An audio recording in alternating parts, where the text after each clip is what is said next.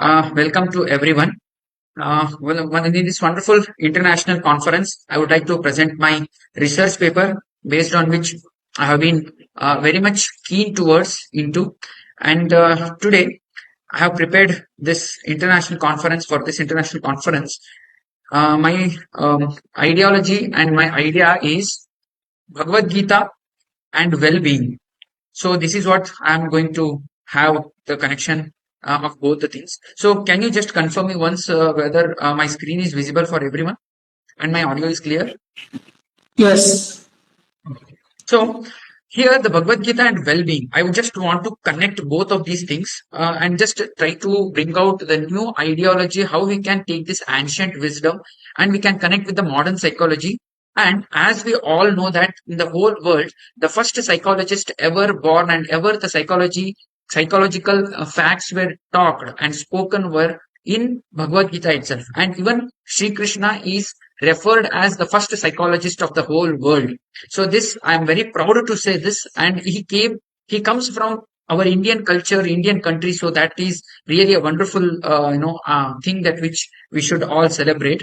So now in this modern psychology meets this ancient wisdom. How? So very important that in Indian knowledge systems, it always emphasized on the harmony of the mind, body, and consciousness always. So this is what we always hear: our mind, our body, and our soul all should always align in the proper order, and then only the inner engineering, what we call, or the inner world of ourselves, if it is wonderful, then the manifestation of the outer world, it becomes so easy for us.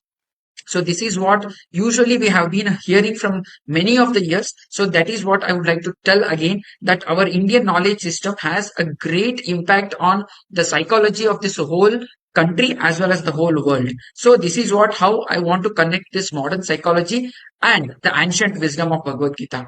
So the research gaps in this psychology, what I wanted to talk about and how I found out these all things were.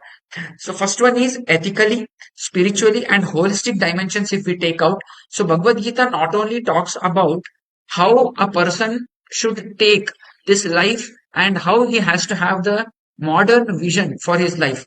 But along with that, it also tells us how we can do our inner engineering, that inner world, how we can have a proper, insight, and we can come out as a, colorful with a colorful feathers, and we can make our life so beautiful internally as well as externally. So that is what here I would like to say the research gap in psychology. If you want to see the mental health and well-being, what the modern psychology talks about, it was already taught and spoken about many years ago in Bhagavad Gita.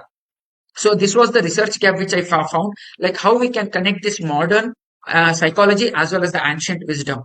Then objectives of this study is first important objective of this whole study of mine is to analyze the psychological well-being, because nowadays, because of different, the daily routine of the people is not in the so order man in the proper order, as well as they don't have the proper, all the things that how the everyday's nitya naimittika karma, what we say, what we call. So the daily routine is not in the perfect order, because of which their psychological order is not in the consideration. So because in Krishna, Bhagavad Gita's, in one of the shlokas, he says that yuktahara viharasya yukta cheshtasya karmasu yukta swapnava bhodasya yogo bhavati dukkha. The person who wants to attain the yoga, that means who wants to get rid of all the sort of sorrows in his life, he has to have the proper balance of food, sleep, as well as the duties that he do. So that which it brings along the psychological well-being. So that was my major objective of the study of the Bhagavad Gita, to contribute to the modern psychological system also. Second one, holistic mental health practices. So as Krishna focuses in every Gita's yoga, like every Gita's, every chapter, it talks about the yoga.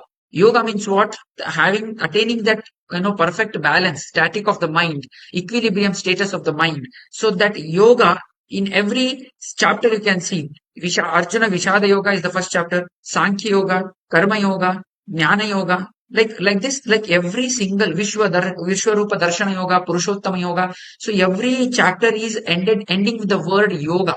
Yoga means what I told, the equilibrium state of the mind we have to achieve. So that can be achieved with various mental health practices. And those mental health practices, even Krishna take it in the equilibrium state.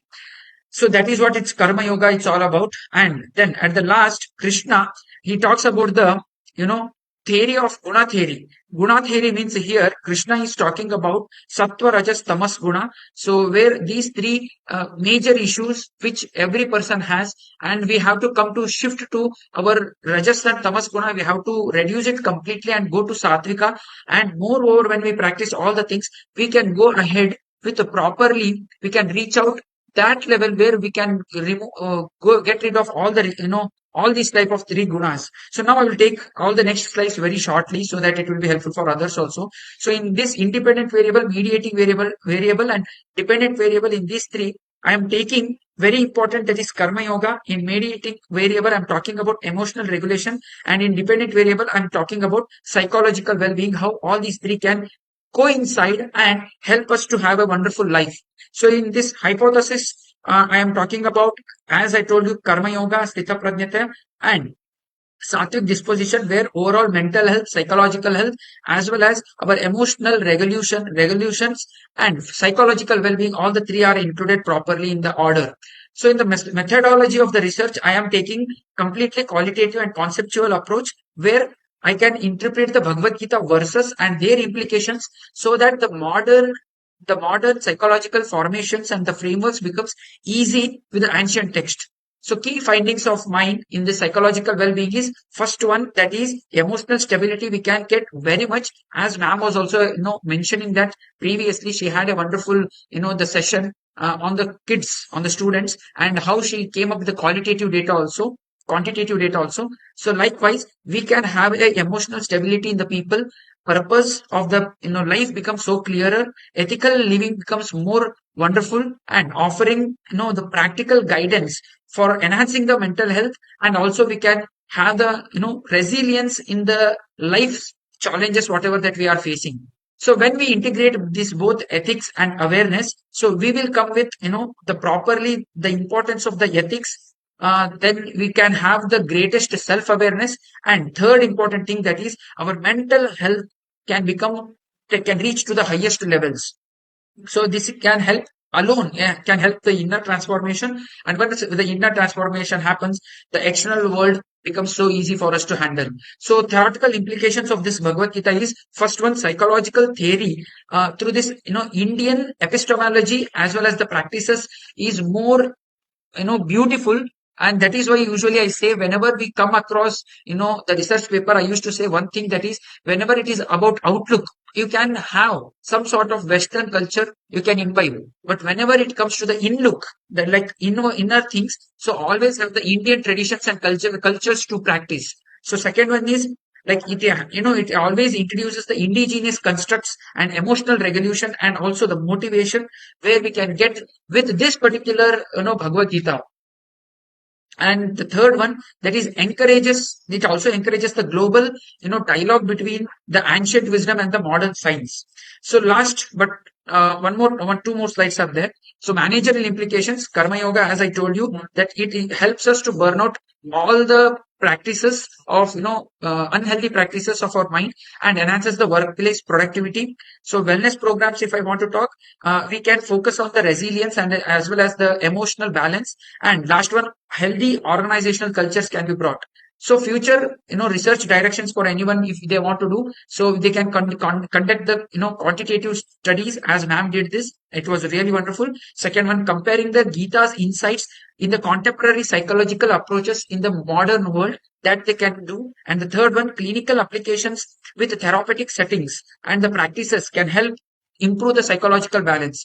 At last, but not the least, the Bhagavad Gita, a timeless guide. So this is what I would like to say. It has everything. The Bhagavad Gita means it's completely having everything, where mental health it is being spoken about, emotional balance, ethical living, holistic approach of the well-being. Every single topic the Krishna touches here, and he gives a wonderful idea and insight for us to how we can win this world. At last, I would like to conclude this session by saying Krishna's wonderful shloka, that is Ananyas Chintayanto Mam Ye Janaha Paripasate Tesham Nityabhyuktanam Yogakshemam Mahamyam. One who comes to this world, one who is able to have the proper knowledge and wisdom, and one who believes in the Supreme,